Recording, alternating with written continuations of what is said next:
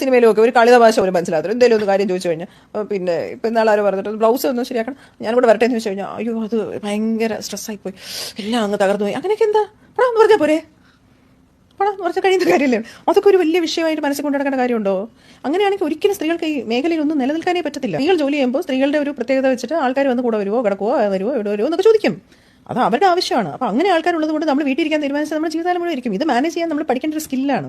പ്രതികരിക്കുന്നതിന് ഒരു കളി തമാശയായിട്ടും വഴക്കല്ലാതെ. നമ്മുടെ വർക്ക് പ്ലേസ്, ആ വർക്ക് പ്ലേസ് ഏതാണെങ്കിലും, ഫിലിം ഇൻഡസ്ട്രി ആണെച്ചാലും അത് നമ്മുടെ ഏത് തരത്തിലുള്ള ജോലിയാണെങ്കിലും അവിടെ ഇറസ്പെക്റ്റീവ് ഓഫ് ജെൻഡർ നമ്മുടെ അടുത്ത് ഒരാൾ മോശമായിട്ട് സംസാരിച്ചു, അത് നമുക്ക് അൺകംഫർട്ടബിൾ ആയിട്ടുള്ള ഒരു ഏത് രീതിയിലാണെങ്കിലും അതിലൊരു സെക്ഷൽ കോണ്ടെക്സ്റ്റ് ഉണ്ടാവണം തന്നെ ഇല്ല. ഇപ്പോൾ എന്താ പറയുക, എന്തെങ്കിലും തരത്തിലുള്ള തമാശ എന്ന വിധേന പറയുന്ന എന്ത് കാര്യമാണെങ്കിലും നമുക്ക് അൺകംഫർട്ടബിൾ ആണെങ്കിൽ അത് നമുക്ക് പ്രതികരിക്കാനുള്ള എല്ലാ അവകാശമുണ്ട്. ഇൻഫാക്ട് അതുകൊണ്ട് തന്നെയാണ് പല കോർപ്പറേറ്റ് സ്ഥാപനങ്ങളിലും HR-ഉം ഇന്ത്യക്ക് പുറത്തുമൊക്കെ ഇങ്ങനെയുള്ള പല സെന്റേഴ്സും ഉള്ളത്. സെക്ഷൽ ഹരാസ്മെന്റ് അല്ലെങ്കിൽ work place bullying, work place harassment, ഇതൊന്നും നമ്മൾ മാനേജ് ചെയ്യേണ്ട സ്കില്ല് എന്ന് പറഞ്ഞു കഴിഞ്ഞാൽ അതെന്താണെന്ന് എനിക്ക് മനസ്സിലാവുന്നില്ല. For me as a clinical psychologist I would use the word assertiveness. Saying no when you want to say no and saying yes when you are supposed to say yes. In context where you feel violated, it's not necessary that നമ്മൾ polite ആയിട്ട് no പറയണം.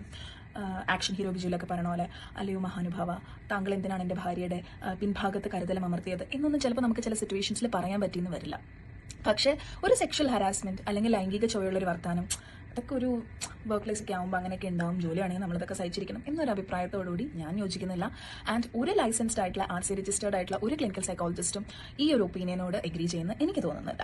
So എനിക്ക് പറയാനുള്ളത് എന്താണെന്ന് വെച്ച് കഴിഞ്ഞാൽ, you have all the right on your body and you have all the right. നിങ്ങൾക്ക് എല്ലാ അവകാശമുണ്ട്. ഇത് പെണ്ണുങ്ങൾക്ക് വേണ്ടി മാത്രമല്ല കേട്ടോ ഡോക്ടർ പറയുന്നത്, ആണുങ്ങൾക്കാണെങ്കിലും പെണ്ണുങ്ങൾക്കാണെങ്കിലും ഓപ്പോസിറ്റ് ആയിട്ടുള്ള ഒരു ജെൻഡർ, ഒരു പുരുഷനാണ് ഈ സ്ഥാനത്തെങ്കിൽ അയാളുടെ അടുത്തൊരു സ്ത്രീ ഇതുപോലെ എന്താ സെക്ഷൽ ഫേവേഴ്സ് ഉണ്ടെങ്കിൽ മാത്രമേ എനിക്ക് ഇവിടെ പ്രൊമോഷൻ കിട്ടുള്ളൂ എന്ന് പറഞ്ഞാൽ ആ ജോലിക്ക് വേണ്ടിയിട്ട് ആളത് സഹിച്ചു കൊടുക്കേണ്ട ആവശ്യമില്ല.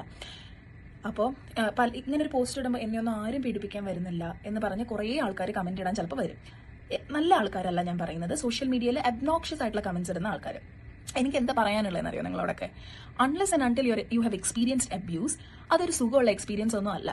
നമ്മൾ ഈ പറയുന്നത് പോലെ ആ പാൽക്കാരൻ ചെക്കനെ എല്ലാ പെൺകുട്ടികളും കൂടി ചേർന്ന് അങ്ങ് അബ്യൂസ് ചെയ്ത് എന്ത് സുഖകരമായിട്ടുള്ള എക്സ്പീരിയൻസ് ആയിരിക്കും അത്? ഒരിക്കലും അല്ല. Sexual abuse four men and women, sexual harassment four men and women are equally disturbing and it is something that we need to react. അല്ലാതെ അത് സാരില്ല, അതൊക്കെ നമ്മളിങ്ങനെ മാനേജ് ചെയ്ത് പോകണം, എന്നാലല്ലേ നമുക്ക് ജോലി കിട്ടുള്ളൂ. നോ പറയേണ്ടടുത്ത് രണ്ട് ജെൻഡറിലാണെങ്കിലും നോ പറഞ്ഞിരിക്കണം.